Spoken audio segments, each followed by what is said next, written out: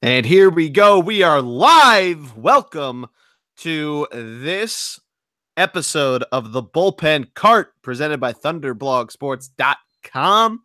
I, of course, am the G-Man, Jordy Cannell. With me, as always, my man, Greg Piatelli. How are you? Living the dream, Jordy. Living the dream? Can't Surviving the snow in Boston? Yeah, I mean, we're closer to 18 inches than we are to 12, and it doesn't really look like it's stopping. So, Damn. yeah, we gotta work from home day to day. So hopefully they let us do that again, but I doubt it. You never know. Yeah. But anyways, excited for another edition of the Bullpen. Excited for this one. Hopefully, talking about the National League West helps you have some warm thoughts, and everyone else that is here on the northeastern corridor, if you will. Even here in Philly, we had snow in the morning, but it still was a cold winter's day. Hopefully it gets warm for the weekend. But yeah, we're talking about the NL West this week. If you haven't heard me and Greg do our first division preview, the AL East, go check that out, especially if you are a fan of one of those teams. But the NL West, it should be a lot of fun. We were just talking about it offline. It's a pretty loaded division, Greg. Yeah, no, I mean, talking about a division that had three teams in the playoffs last year, and all the teams except for maybe the Padres got better in the offseason. So you never know. It could happen again. It absolutely could happen again. But let's jump right into it. Let's go. As for those that didn't listen to the first one, we are going to go through each team in alphabetical order. And then at the very end, Greg and I are going to make our picks of how we think they're going to finish. So kicking things off are the Arizona Diamondbacks. Diamondbacks, of course, were one of those teams that made the playoffs. They come into this season with some moves to have been made. They had some guys coming through arbitration. They made a couple trades right at the end of February. I mean, Greg, how do you think the Diamondbacks are stacking up versus last year? They did let a certain free agent walk. Yeah, I mean, that was going to be my big talking point for the Diamondbacks was simply that their offense last year was really, I mean, yeah, they have Paul Goldschmidt and they brought in some guys late, but JD Martinez was really a big part of their power and their production. The thing that is going to help Arizona, just like it helped them last year, was how good their pitching is and how they're only going to get better, and their bullpen is certainly solid. Yeah, for sure. And I mean, they lost Fernando Rodney, their closer from last year. However, they do have some guys who very easily could fill that spot, no problem, in their bullpen. So, it's one of those things where, while I think they might be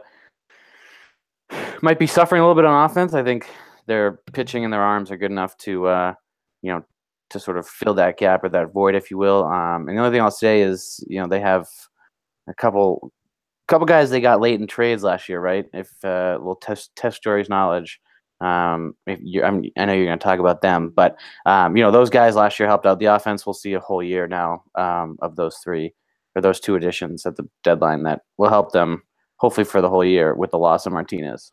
Yeah, well, yeah, sans Martinez, because he was one of those guys. Yeah, I mean, I'd even say some of the people that they got in the offseason through trades, like I think even like Steven Souza Jr. might not be a huge impact guy, but I mean, he comes over from Tampa Bay. He might be able to provide some help in the outfield. They got a couple of good guys there. They got Jarrod Dyson, who's pretty quick. They obviously, you mentioned, called Paul Goldschmidt and Jake Lamb. They're 1-2 punch. They got Alex Oliva now catching with Jeff Mathis. Chris Owens is also pretty solid. So I wouldn't necessarily doubt their offense too much. I think as we kind of get through the rest of the division, it might not stack up to the rest of them. But like you said, the pitching is going to be the shining star, if you will, of the team. Yeah, no, I mean, that's a great point, great addition. That's why I asked you and tested your knowledge. You never cease to disappoint. No. So I mean, kind of before we jump move right along, if you will. We last year when Matt and I did this division, we talked a lot about Goldschmidt. Neither of us were very high on Arizona. I mean, do you see them hanging around long enough in the division comparatively that they may look to sell, like maybe a post regular deadline and a waivers deadline selling, or do you think they continue to make the push? Or, I mean, kind of before we really get into the rankings of the 5 teams, do you see them kind of doing something similar to last year where they might be trying to make some minor additions to the deadline so that they're not either mortgaging for the future or not necessarily having to sell? Yeah, I mean, I think they proved it last year with the fact that they were willing and are willing to make moves when they need to, especially if they're still in the hunt and in contention. And I think it's one of those things where they position themselves, like you said, to be ready for the future and not giving up too much because, they, like I said, their pitching is so strong and they can manufacture enough runs, and their home record was unbelievable last year. And that doesn't seem like the wild card game. Yeah, and it doesn't seem like that's going to change this year. They're going to be another strong team at home. So, well, I don't think last year, for those who don't know, the Diamondbacks, they won 93 games. I don't think they're going to win 93 games, but I do see them contending certainly for one of the wild card spots in the National League 100% again. Whether or not they get it is a different story, but I definitely think they'll be in the mix. But at the same time, they prove that they're willing to do what they need to do to make a push and make the playoffs. So if they're in the hunt, then yes, I think they'll make moves again. What do you think? Yeah, I mean, so without kind of looking too far ahead into what we're going to talk about, I mean, I think it's kind of a mix, right? San Francisco had a few injuries, most notably Madison Bumgarner, that kind of kept them out of it, which helped Arizona hang around. Obviously, the pitching did a lot too. That kind of got them to the point where they needed to potentially buy. I think they're more so than the next team we're going to talk about likely to Arizona to stick around in that conversation for the playoff picture, especially as you get towards towards both the regular deadline and the waiver deadline, which are end of July and into August. So I think we could see them hanging around there. Could obviously go one way or another. If they could either really fall if the pitching isn't necessarily right there like it was 2 years ago, or they could really have it together and be contending. I mean, the NL West has been so interesting, even in the heydays of the Giants and Dodgers trading division leads both year after year and basically month after month, where both teams have been down basically double digits in terms of games back and making charges. So I wouldn't necessarily at any point count anyone out unless really the offense for Arizona looks abysmal and their pitching really isn't getting together.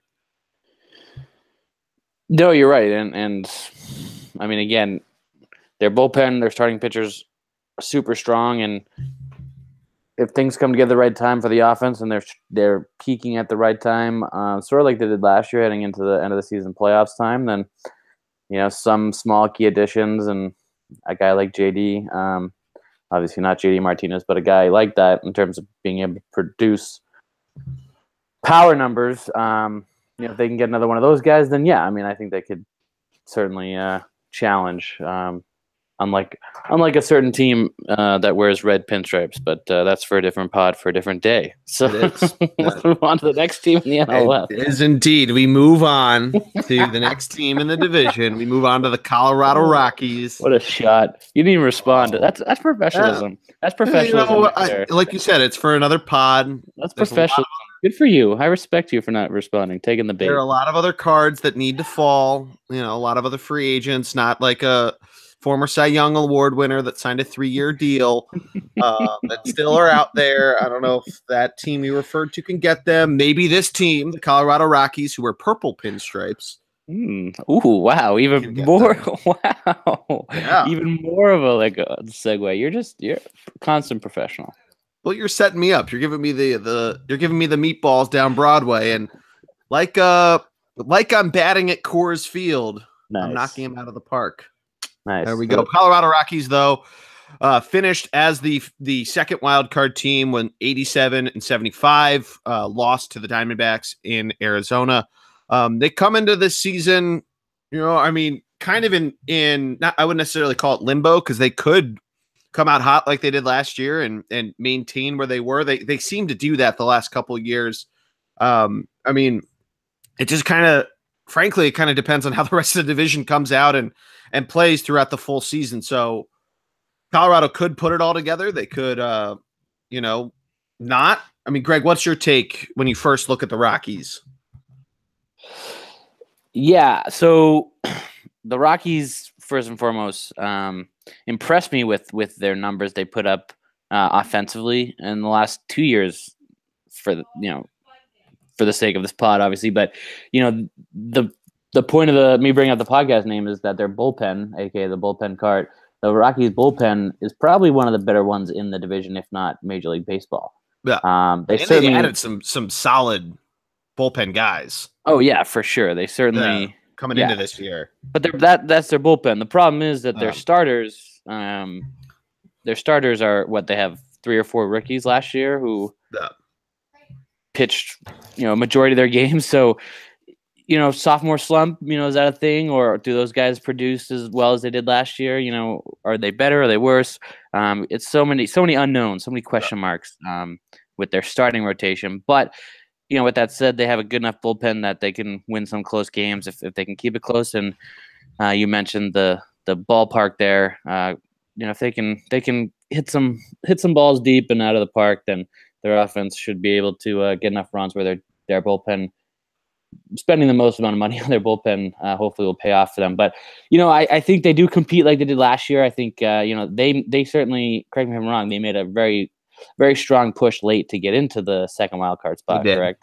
Yeah. So I mean, I think it's going to take one of those miracle pushes again. I think this is the bigger surprise team of the playoffs, in my personal opinion. So while they had success last year, I'm not sure that they can repeat that in 2018. But we can get to my prediction later. Yeah. So to kind of give everyone an idea, they'd floated around, being solidly above 500 and kind of had a mad July and then a shaky August and September into what Greg was referring to. Down the stretch, they lost 4 games in a row, including a 2-game sweep from the Giants. They lost a few games against the Padres, and had to really make a push, and did end up having what it took to make the playoffs. But kind of to your point now, looking ahead to 2018, we mentioned the offense. The offense is still pretty solid. It remains relatively unchanged. You still have Nolan Arenado, one of, if not the best third baseman in baseball. You have Trevor Story, still a solid shortstop, DJ LeMahieu, Charlie Blackmon, who's one of the best leadoff hitters in baseball. Carlos Gonzalez might be getting older, but he's still pretty solid there.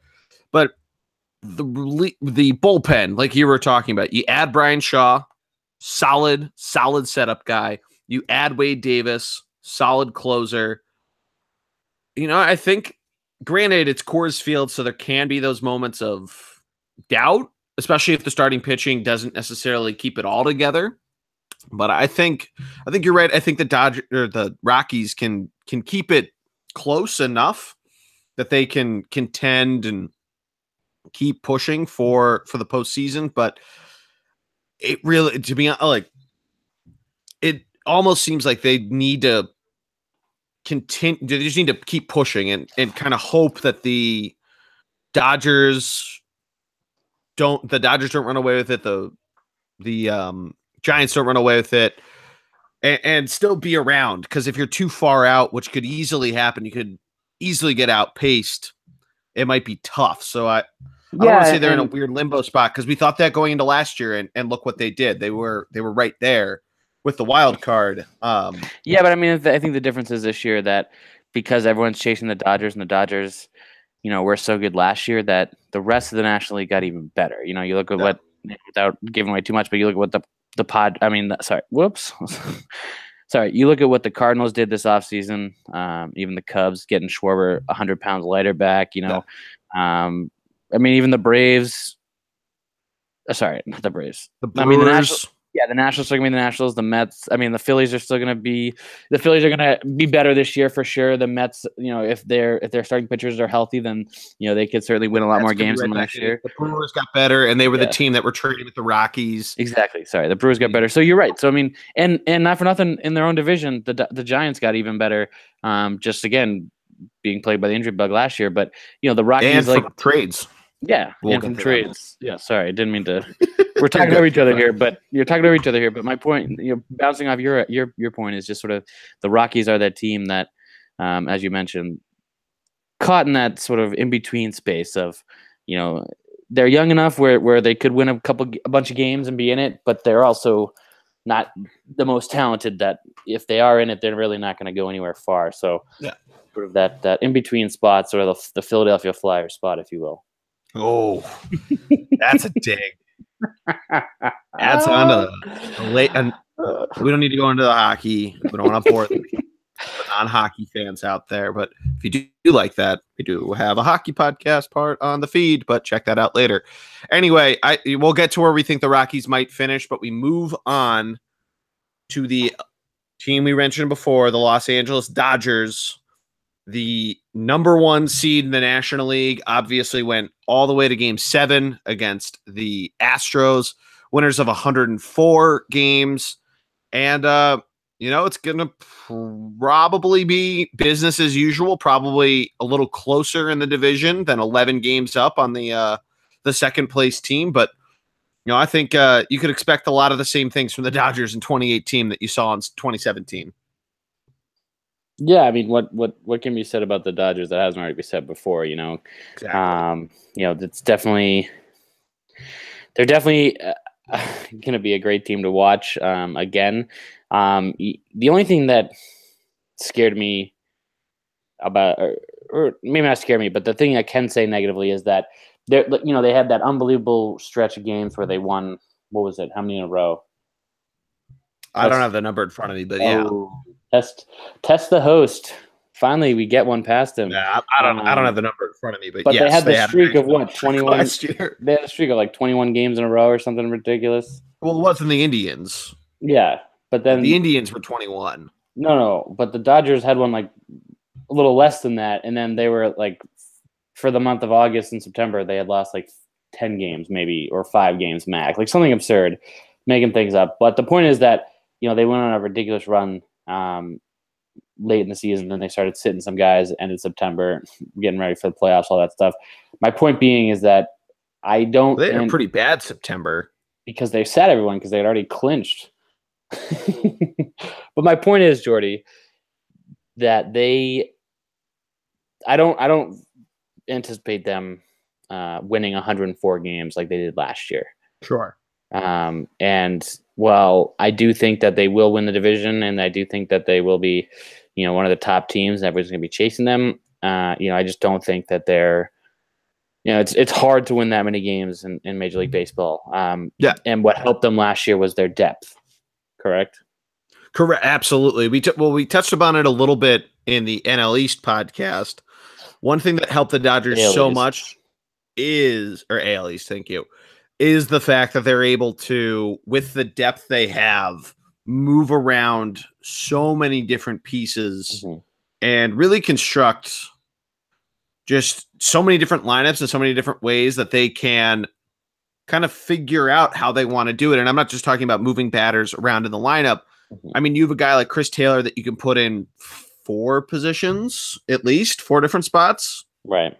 Same thing with Logan Forsythe. Same thing with most of their outfielders. You can move around. Cody Bellinger, the same thing, and he's primarily a first baseman, but you can put him in the outfield. You can move other guys around there.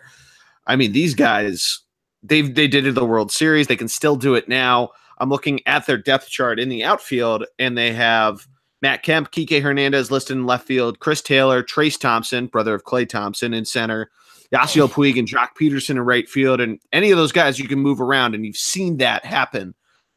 So, I mean, you can easily do it. Yeah, and you could argue that, who's the first baseman you just said? Cody Bellinger. He's an outfielder as well. But I'm saying, he plays outfield as well, and you could also argue that it was his errors that really cost them World Series. Sure. A couple games in the World Series, and he's not going to make those mistakes again. As an athlete, he's just not going to make those again. So that is right, exactly. And obviously, we've gotten 5-10 minutes talking about the Dodgers and haven't even mentioned Clayton Kershaw and their pitching and everything like that. So, this is a team that sent down Yasiel Puig at a time last year and 2 years ago, and because they have so much depth and because they have so much, whatever. So kept getting speeding tickets. That's why you need to learn a lesson. Inside baseball here from Jordy Cannell, but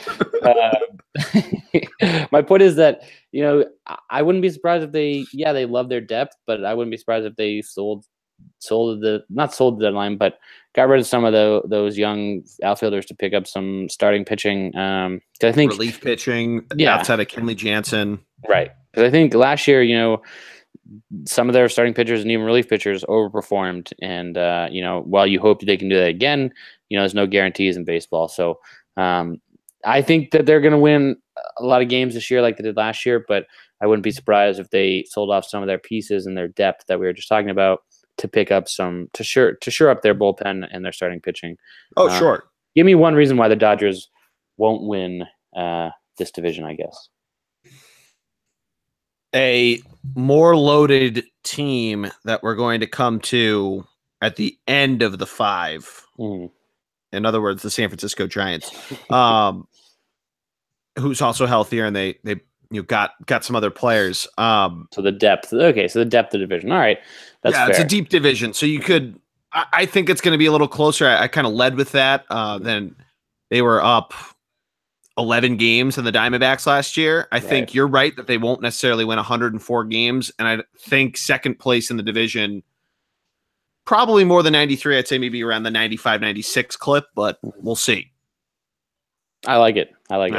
Moving on, Padres. What do you got for me, Jordy? Yeah, so the San Diego Padres once again have first of all, kind of just resetting them from last year, 71 and 91 there.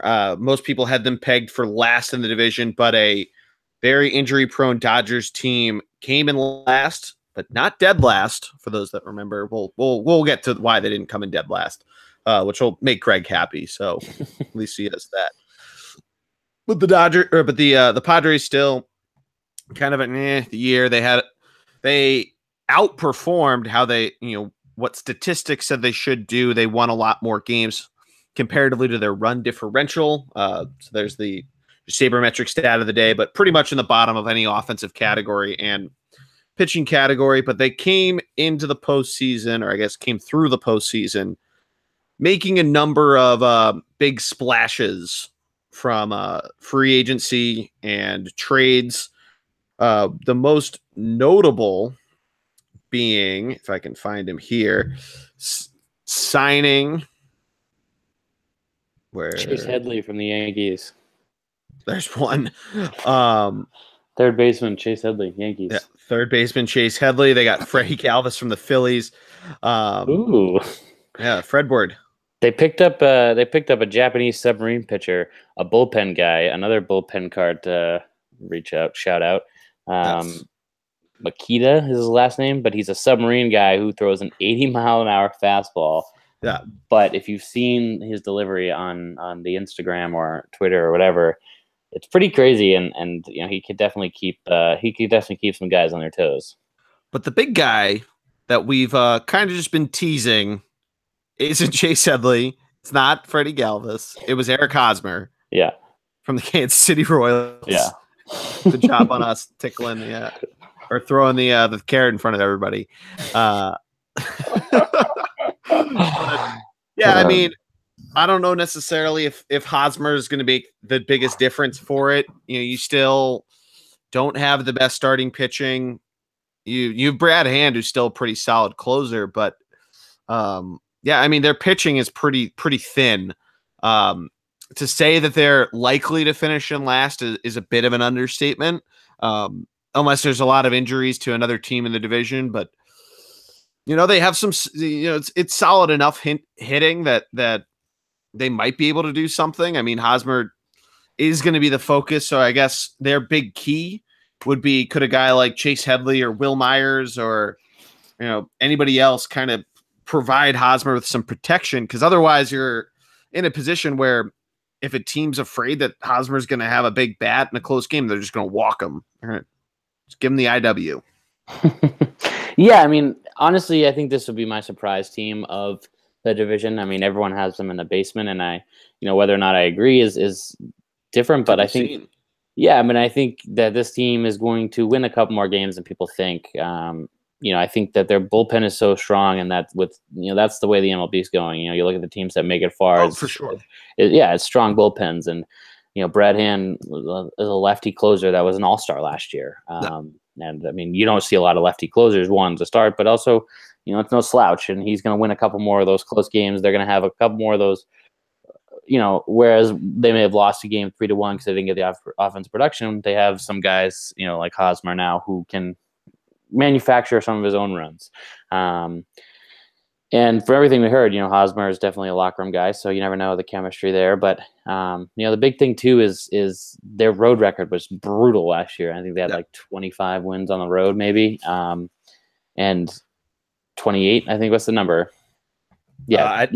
So the point is, it was 28 and 53. Right. So the point is, they win at home, and if they can win a couple more games on the road because of Hosmer and also because of their bullpen, then I think that they can win some more games than they won last year, and may surprise a lot of teams in this division. Yeah, well, that's a pretty good point. I mean, it's also tough, and it's worth mentioning that they play in a division where the Dodgers nearly won 60 games at home. We already talked about Arizona, but they won 52. And they play against other teams in the National League that just do very, very solid at home. I mean, the friendly confines of Wrigley Field.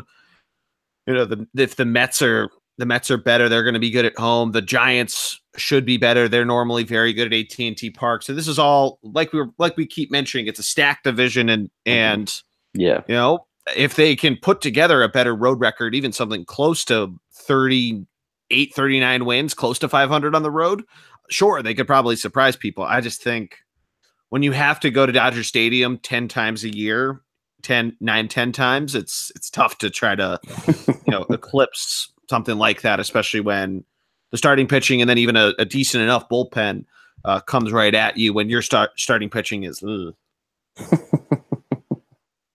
I mean, scary. Yeah, for sure. Their starting pitching is scary, and seems like that's scary, not Dodgers scary. I should clarify. And it seems like they traded away their good starting pitching for the last 10 years. It seemed like every Dodger starting pitcher who's been good, they've traded away. You mean Padres starting pitching? Sorry, yeah, you got me thrown there. I got you. I apologize. No, you're good. So, but I mean, that's the crux of the issue. Do you want to sell your top talent to pick up some young guys? But at some point, those talented guys you keep trading for need to win games, like the Astros and I guess even the Indians and the Red Sox and all these young talent that all these teams have, and the Yankees across the board. So hopefully they can turn around soon. But give me.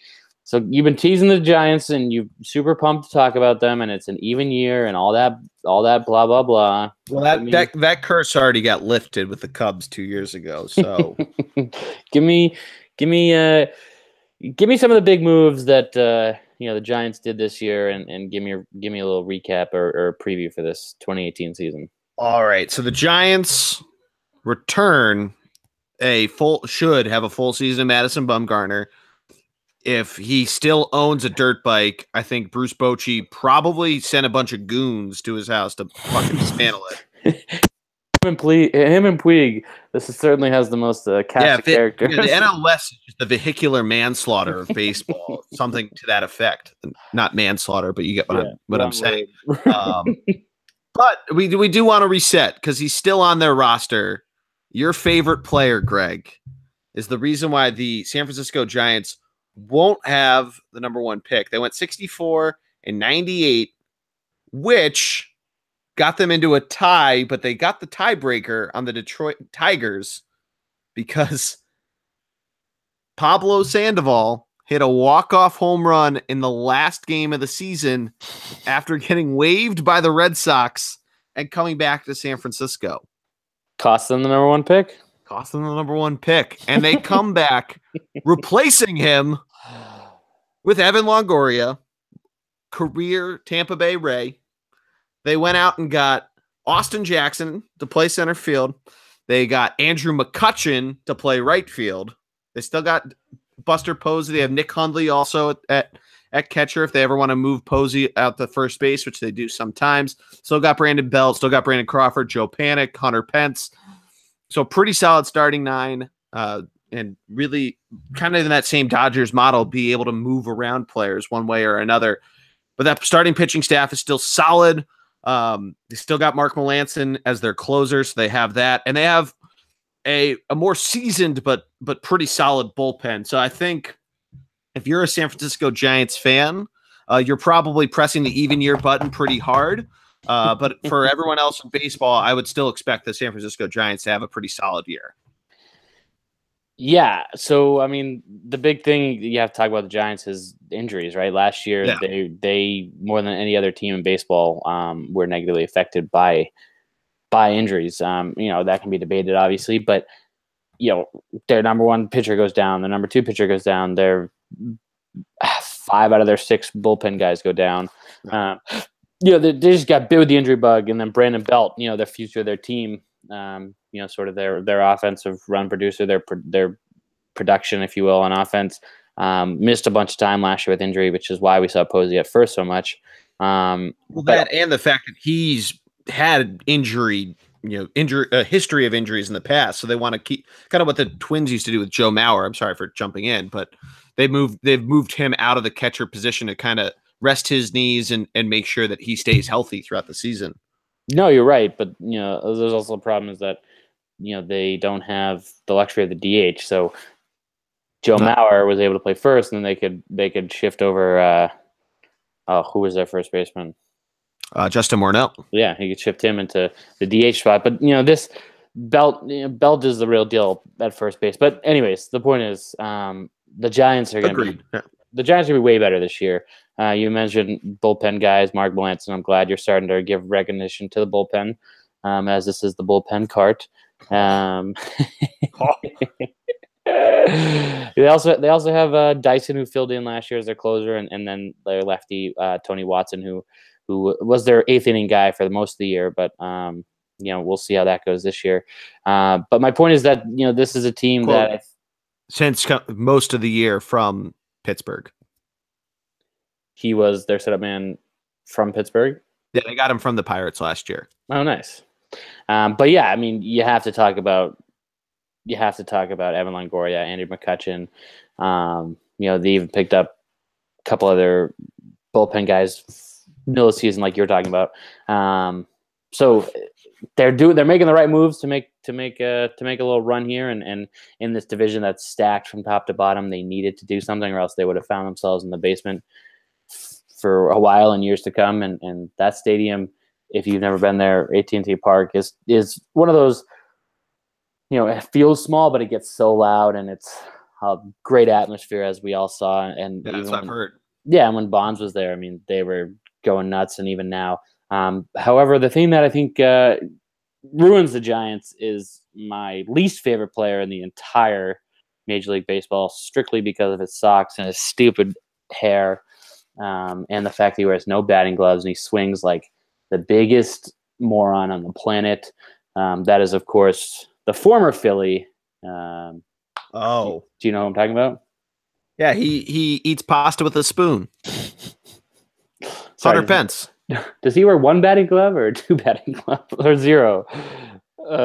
Even worse if he wears just 1. But yeah, Hunter Pence, probably my least favorite player in the Major League Baseball. I know Philly fans love him everywhere, but I think he's the biggest tool bag in the world.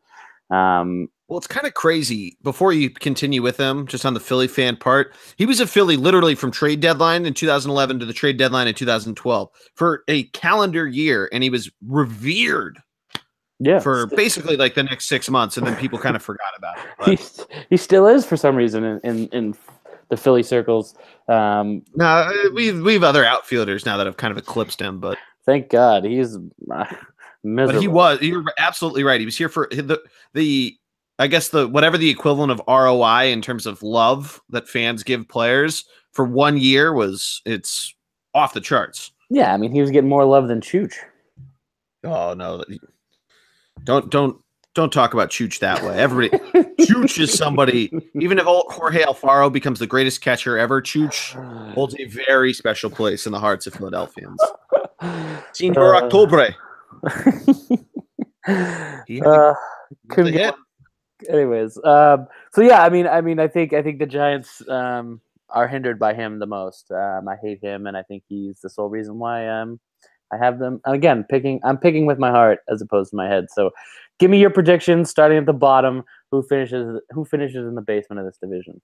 Yeah, so I am going to go with the Padres in last.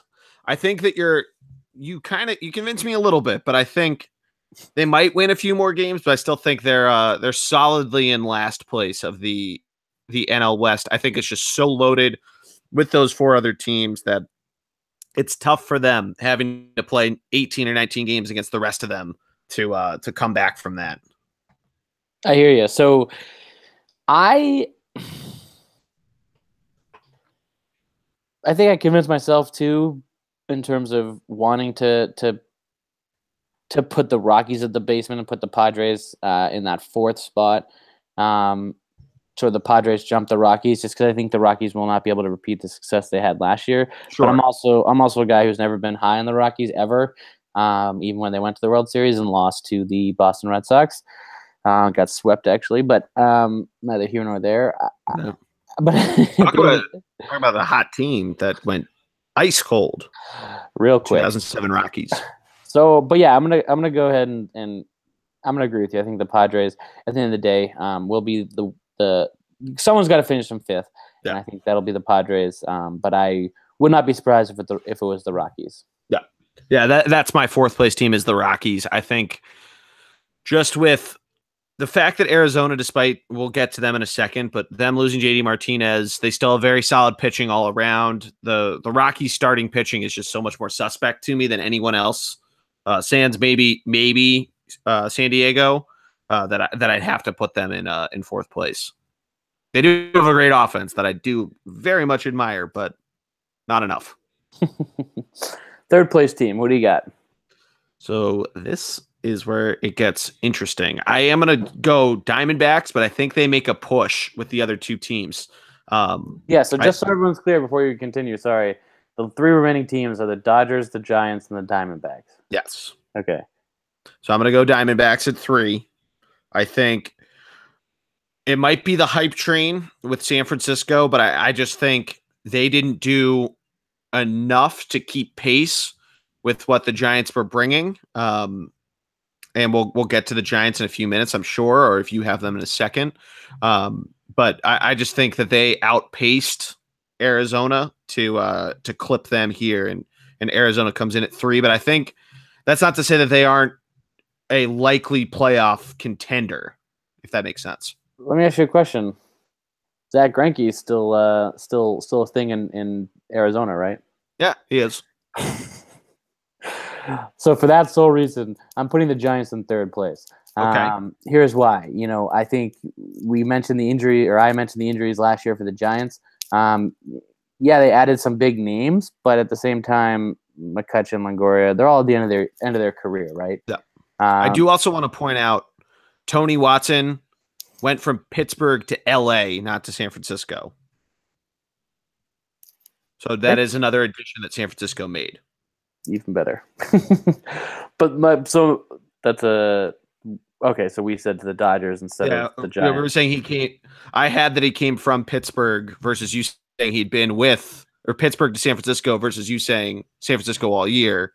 We were both wrong. I was right. He started with the Pirates, but then he went to the Dodgers halfway through the season. And now they got him. Now they got him in free agency. No, the Giants got him in free agency. Yeah, the Giants did. Yes, thank you for correcting my pronouns. No, I was confused. It's important.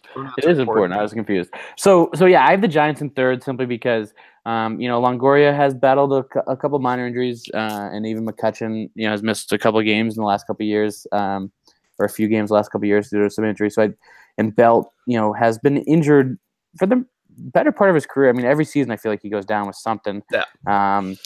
And our boy behind the plate, Buster Posey, for whatever reason, gets trucked at home plate more than any other catcher I've seen consistently. So, concussions or whatever you want to call it, CTE, if you will. But that's actually a really good point, because I've when we were looking at them before, I was trying to find a list of it. Yahoo didn't have their injury list from last year. I found it on their Wikipedia page of just all the different injuries that you were referring to. Buster Posey, 7-day DL for concussions, and then all these different players. You had Madison Bumgarner, obviously. Hunter Pence basically went out for the rest of the year. Brandon Crawford, Brandon Belt, who was Eduardo Nunez, who was playing third base for them. That's why you started seeing what's-his-face get more time.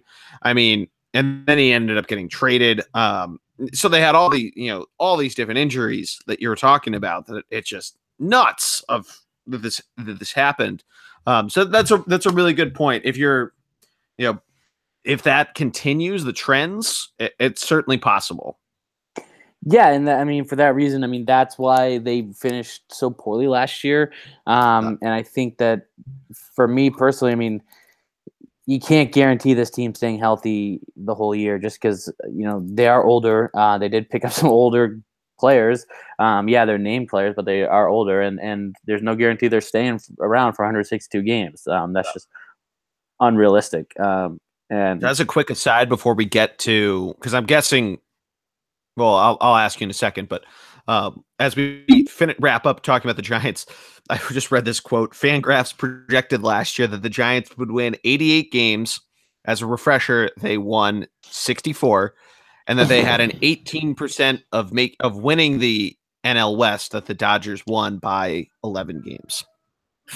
So that's your sabermetric stat of the day, if there ever was one. Yeah. Not to convince you, and I think it's good that we don't have the same thing 2 times in a row. But I think the Giants. I think the Diamondbacks do enough to hold on to that second spot, and I think the Giants do drop down to that third spot. But give me the reason why you think the Giants are 2 over the Diamondbacks. Yeah, so I kind of mentioned it before. I just think assuming they stay healthy, they just made a larger sum of additions. Yeah, you're right. They're a little older, but I think we've seen it before. They know how to manufacture runs, how to get the job done. If Madison Bumgarner is full Madison Bumgarner that we've seen, and he was pretty solid before he got hurt. People kind of forget that it was so early on in the season, but he was having a pretty solid year up until that dirt bike accident. So I think if they're fully healthy and they keep making a push, they could push at least for second place, if not, stay on. But I think we'll get to the Dodgers in a second. I just think Dodgers are still pretty goddamn solid to not be a pretty easy pick for number 1. No, I think that's a great point. And the Dodgers will, in my opinion, be number 1 as well. Again, flip-flop, we can go back and forth, but I just think, they added players, but I don't think they did enough to surpass or what have you, both the Diamondbacks and the Dodgers. So agreement on number 1. Dodgers. Jordy, give me a reason why the Dodgers will have the best record in the National League again. Yeah, so some of it comes from, and it's worth noting that the Dodgers did lose. They lost Yu Darvish, their rental player. He went to the Cubs, who they're in their different spot. He mentioned a couple of what they're bringing back to this year. So the reason why they will is depth, both being able to put together a solid lineup, solid starting pitching, and a pretty solid bullpen. Reason why they might not would be from underperforming. This was something that was talked a lot about with the Cubs of coming into last year. How would they do? Would there be any sort of hangover? Which you saw, they had a pretty rough first half of the year, and then Jake Arrieta got it back together, and the rest of the team kind of followed suit in post the All-Star break.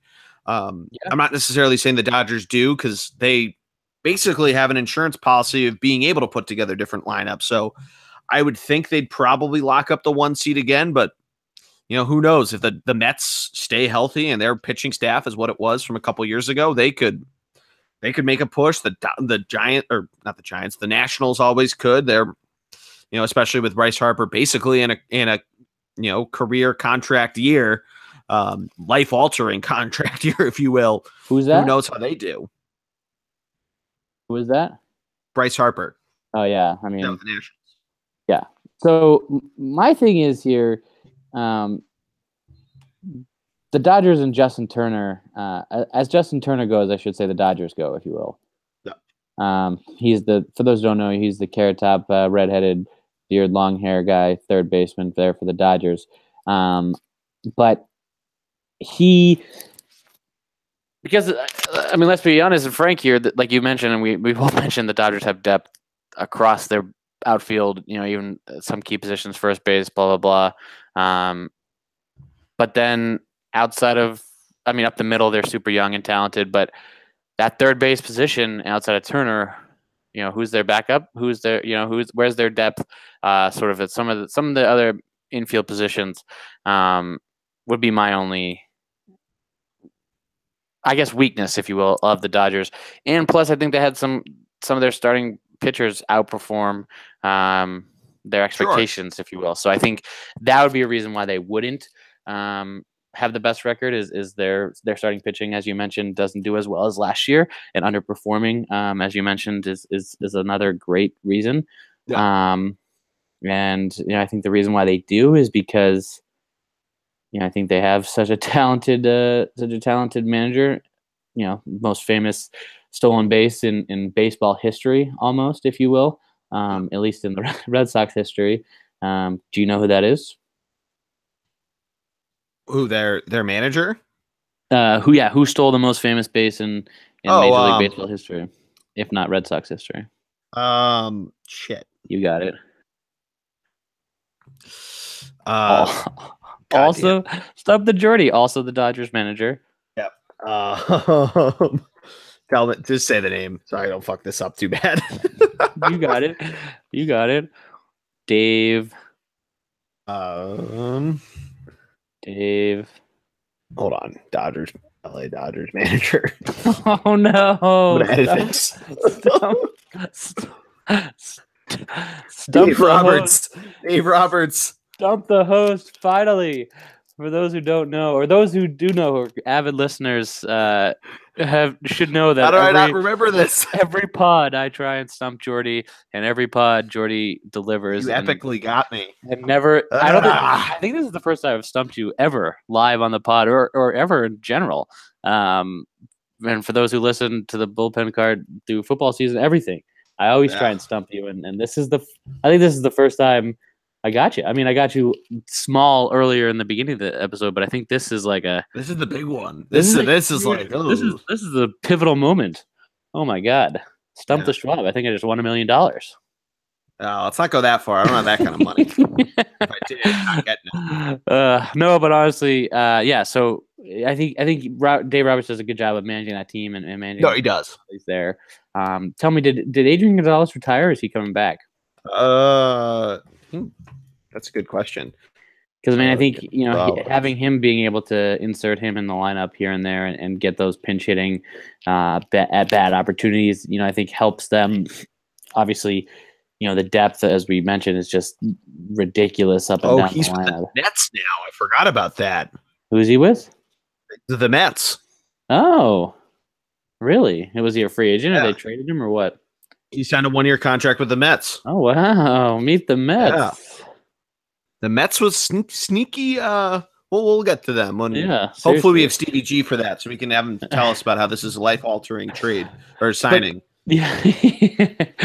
But no, I think honestly, the Dodgers depth, but I think the reason why they wouldn't is just some of those, like we talked about, underperformance. So yeah, that's our NLS preview. I had Dodgers, Diamondbacks, Giants, Rockies, Padres. You had Dodgers, Giants, Diamondbacks, Rockies, Padres. I almost convinced myself and you to put the Rockies in last and Padres fourth.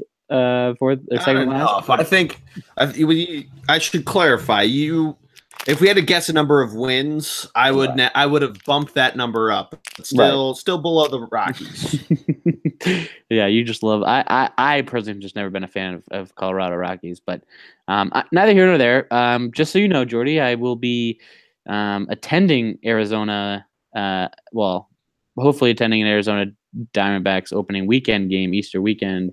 I will be in Arizona for a little vacation, so I will have to get a stadium snack and report back on a great stadium snack, hopefully from Diamondback Stadium. Well, hopefully it's the best one that we can both taste, because my stadium snack's a little bit different. Okay. We found this today. I forwarded it along to you. Major League Baseball announced they are hosting a Stadium Snacks Expo. MLB. That's awesome. In New York City. It's going to be on April 20th and 21st. 30 ballparks, one plate. It's the food festival with the menu of your dreams. The best ballpark food, stadium snacks. Let's correct them. Come on, MLB. From every Major League Baseball park in one place. Again, oh, no, it's April 21st and 22nd. Damn it. We both had a 420 joke we were going to make. But I guess, though, it's right around there. So maybe they didn't want to put it right on 420 to sort of subvert the suspicion, because 420 is a Friday, so they could try to boost some revenue, get a 3-day weekend out of it. Yeah, I mean, I think that's what I was definitely think that was the case 100%. I mean, if 420 is a Friday, I 100% can foresee people taking a long 3-day weekend, if you know what I mean. But I mean, not for nothing, but Stevie G, the heralded Stevie G, if you will, the legendary Stevie G, works for the MLB, Major League, Major League Baseball. So either he get us in for free. I was gonna say either he's gonna get us in for free, because I just forwarded him the email you sent me and asked free, or can we get him for free, or he needs to go and try it all for us and give us his official thing. So for those who aren't looking at the same list we're looking at, basically MLB is calling it Food Fest, and they got the top snacks or whatever from each ballpark. And for example, in Baltimore, they had the Chesapeake waffle fries, and Chesapeake is obviously famous in Baltimore, and the New England lobster roll for Fenway Park, and the Chicago dog for the Cubs. But Fenway, I would have liked to see a Fenway Frank. I feel like a Fenway Frank is more famous than a lobster roll, but that's just me. Neither here nor there. You got the lobster rolls. The Phillies got the Bulls barbecue slider. I was going to ask you, have you ever had the Bulls barbecue slider? Greg, I've had everything from Bulls Barbecue. Bulls Barbecue is named after Greg Luzinski, number 19. Back in the day, and the Bull, he hangs out there. You got to get your picture with the Bull. That's what me and my dad used to do when I was a kid. Shake his hand. He'd make me hand him my scorecard for him to sign. So I have like 20 fucking scorecards that are signed by Greg Luzinski from like 2005. Yeah. I'm looking at the rest of this though. You got the Chicago dog, you have the churro dog from the Diamondbacks. I love how you have the Todd Helton burger and fries from the Rockies. Yeah, come on.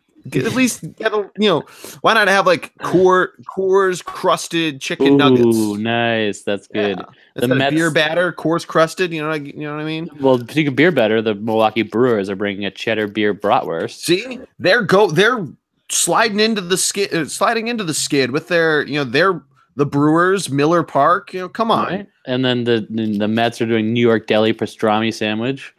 The Mariners are bringing in their toasted grasshoppers, which was a former stadium snack. That was a stadium snack. Yeah, from last year. My cousin lives out there with his soon-to-be wife, who her family's had season tickets forever to Safeco.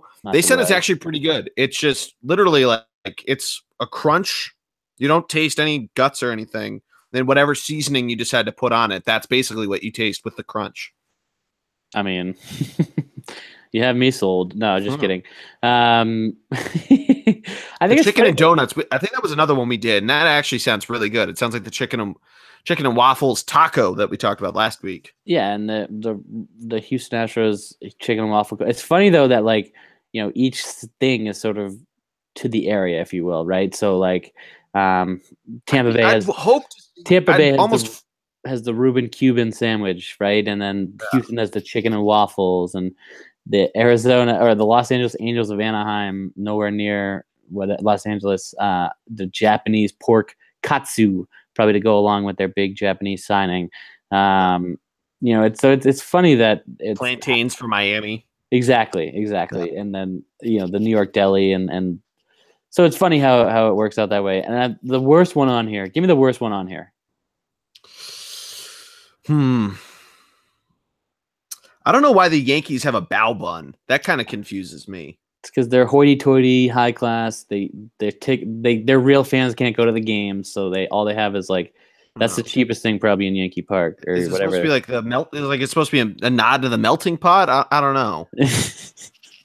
My thing is the Reds a fry box. Like, give me a box of French fries. That's the best that the Reds. Is that what it is, or is it just a box of like fried? Yeah, like. I don't know. Why don't they have the Skyline chili, the stuff that they brag about? Yeah, that's what I'm saying. Like that's what Cincinnati's known for. And there's a fry box. Like, come on, you're better than that. Well, the one thing I was going to say too is Houston has the chicken and waffle cone, and the Phillies have a barbecue sandwich. Why isn't that flip flopped? Why isn't Houston bringing in barbecue, Texas barbecue? That's even better. Maybe Atlanta has the pig pickin'. Maybe that's what it is. But not to upset barbecue people, because Brooklyn already did that for everybody last week with that, or whoever that website was that tweeted out Brooklyn barbecue's better than the South. But every state has their own style of doing it. So I'm interested in trying Houston. I call up some minor league teams from Georgia, Tennessee, Alabama, Mississippi. Yeah, for sure. We're same thing with St. Louis. What do they have? They have hot salami. I guess that fits, but have them bring some barbecue. Same with Kansas City. There's a lot of. I guess then it turns into a barbecue festival, which maybe they want to avoid. Minnesota's got cheese. Yeah, is that the whole reciprocation thing, or are they just? Is that a nod to that? I don't know. For college, but can we? Yeah, right. Can we figure out how the Toronto Maple Leafs, Toronto Blue Jays? Yeah, but your mind is on the right thing though. Theirs is the big smoke jerk chicken nachos.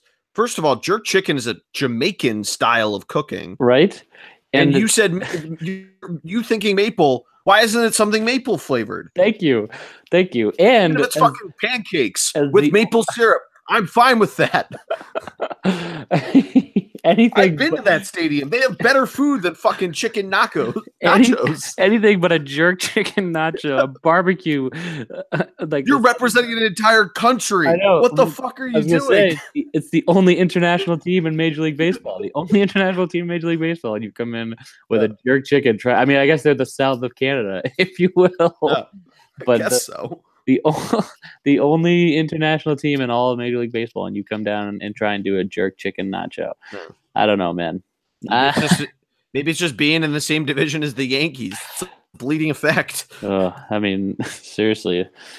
Anyways, but great event. We'll have to get back to you on whether or not Stevie G gets us the hookup, or if it's also 10 hours long. But that's unbelievable. If he goes himself, for those who want to know, like Jordy said, 21st and 22nd.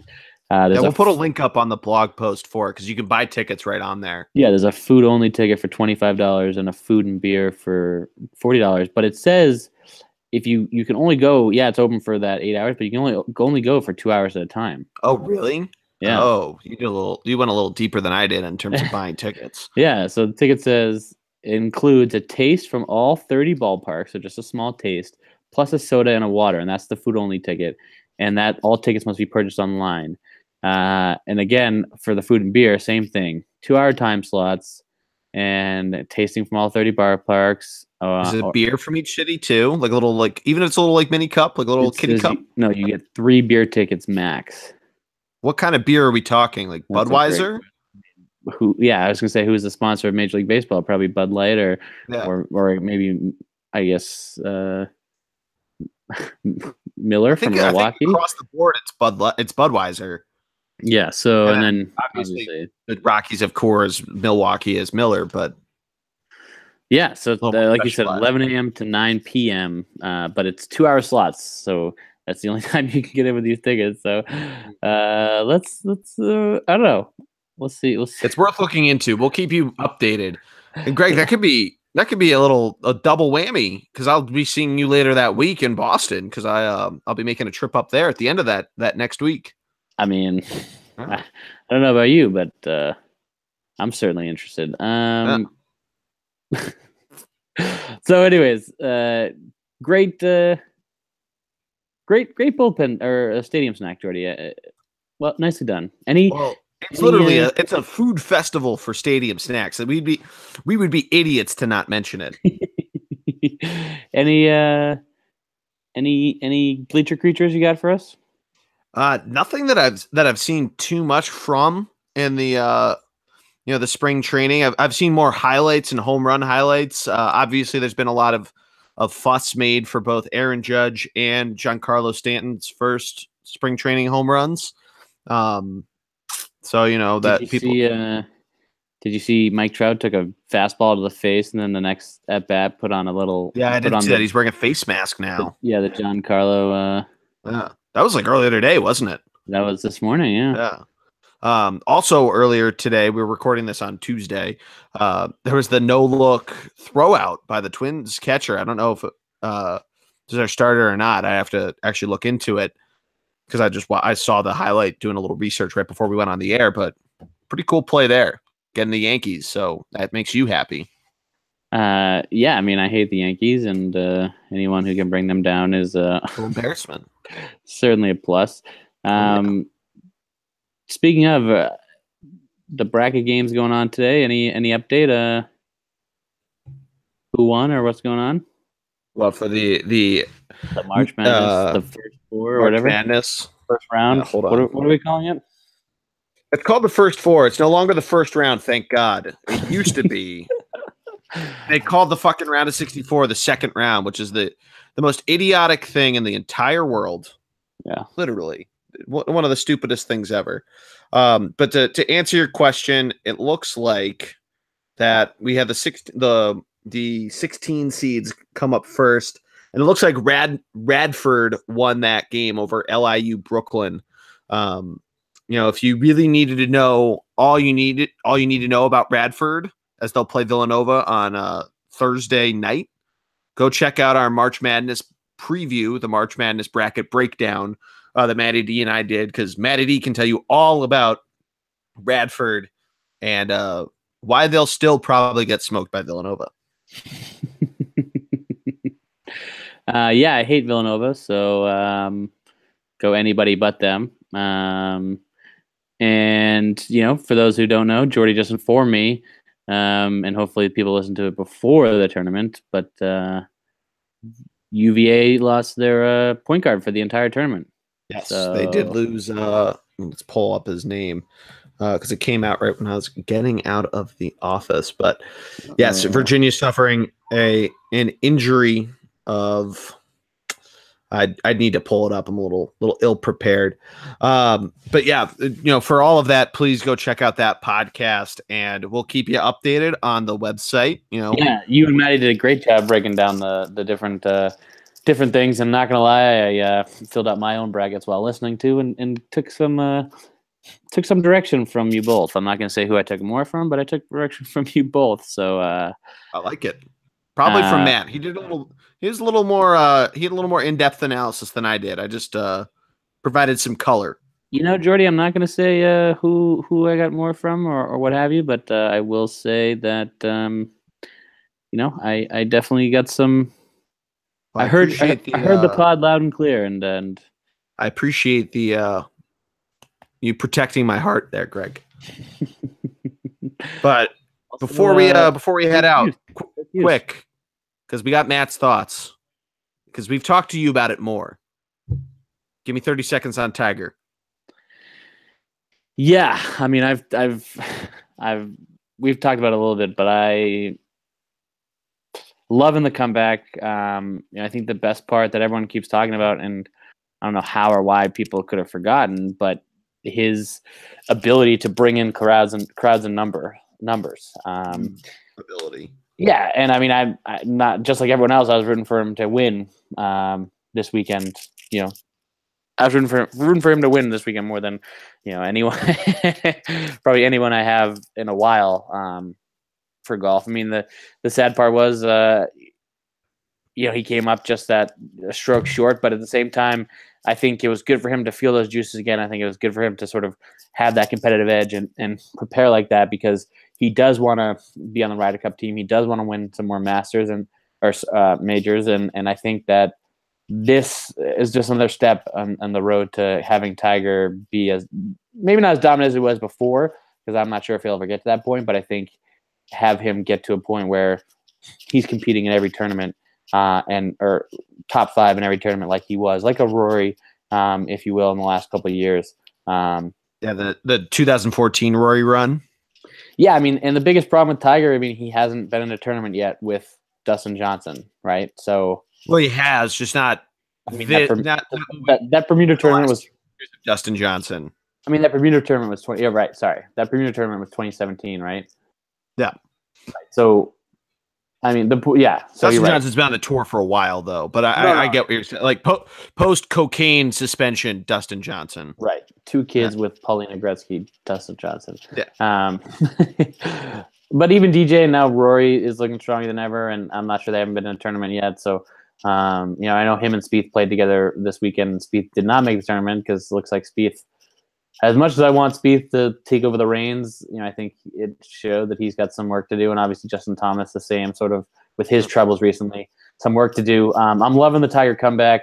I'm loving, I think, my roommate was telling me, I'm not going to mention names, but my roommate was telling me that this was the highest viewership or whatever for a non-major golf event, non Ryder Cup, all that stuff. This is the highest television ratings they've had since like 2008 or something ridiculous. So not surprised, because Tiger was in the hunt all weekend, and I he think broke PGAtour.com on Friday. Yeah, give us that. Yeah, so people tried to, as soon as he took a share of the lead on Friday, people jumped on PGA Tour Live, where you basically live stream it, and it went down. He broke the website. The last thing on him, as of today, Tiger Woods is your 2019 President's Cup captain with Ernie Els, one of my favorite guys on the tour. So that's gonna be fun. Wait, he's so he's the assistant captain for the Ryder Cup this year. Yeah. And he's the captain. He could be, and it's possible he could be a playing captain. Which I was going to say, has there ever been a playing captain before? There has been in the Ryder Cup. I don't know if there has been in the President's Cup. Okay, so there has been in the Ryder Cup. I didn't know. Not for a while though. It's more recently been like an older guy that's not a non-playing captain, but there used to be. Yeah, that was my next question: is how old is Tiger? Because I know he's getting up there. He's in his 40s, right? I think he's 42. Is he older than Phil? No, Phil's older than him. All right, so Phil's been able to do it and keep up pace with all these young guys. So there's no reason why Tiger can't do it and last. And I've always been a big proponent of him catching and trying to break that majors record, which is probably unrealistic, but I've been rooting for it, and I know you have as well. So I'm looking forward to another Thunderblog Ryder Cup and another victory for our team. Hopefully, I get drafted on your team again. However, Thunder Cup 2. Well, yeah, we'll. I know, but I'm saying, Maddie and I, now that we've done a pod together, we did have great chemistry during that pod. So you're not getting traded, Greg. You're solidly on the currently red. We might change colors, but you're solidly on Team G, man. I love that. I mean, obviously, my loyalty is to you, but I'm just saying we have some good chemistry. You never know. Maddie might offer up some draft picks to get. I was going to say Maddie might draft me high, but if I do have a say, I know red is sort of a golf color, but I think black is a little more slimming. So I don't know. People may not know what I look like, but black would be more slimming for everyone involved. All right. But I do have to get my red shirt back from Jake at some point. But now we're starting to derail things, so I think that's going to do it for us. Greg, thank you as always, my man. This was a ton of fun. Jordy, always a blast, always fun. Next time I'm on, we talk to Stevie G. You and I talked to Stevie G tonight. He's sort of the baseball expert, if you will, more so than you, or more so than me. Not you, obviously. You're up there for every sport, but more so than me. So hopefully we'll get him on for a little three-way pod for either the NL East to sort of give that Phillies a non-Phillies take that knows what they're talking about in the NL East more than me, and then as well for some other divisions. But hopefully he can try out the Stadium Snacks. And Jordy, great pod as always. You've been churning and burning a ton of pods recently. It's been hard to keep up and listen, but I have done it, and I will say, as advertised, all great. Yeah, they don't call it March Madness for nothing. Gotta have to rip through it. It's been fun though. I enjoy it. Seriously. Love it. That's going to do it for us. As always, make sure to go check us out on the social medias. ThunderBLG on Twitter, Thunderblog Sports on Instagram and Facebook, thunderblogsports.com, of course, for all of our great blog posts. We will be back with the other 4 divisions. We should also have a new Girls on Hoops later this week with third girl, Emily Anderson and Mary Gorman. So make sure to stay tuned for that. But for my man, Greg Piatelli, I am the G-Man. This has been the NL West for the Bullpen Cart, and we'll see you later. Have a good night, everyone.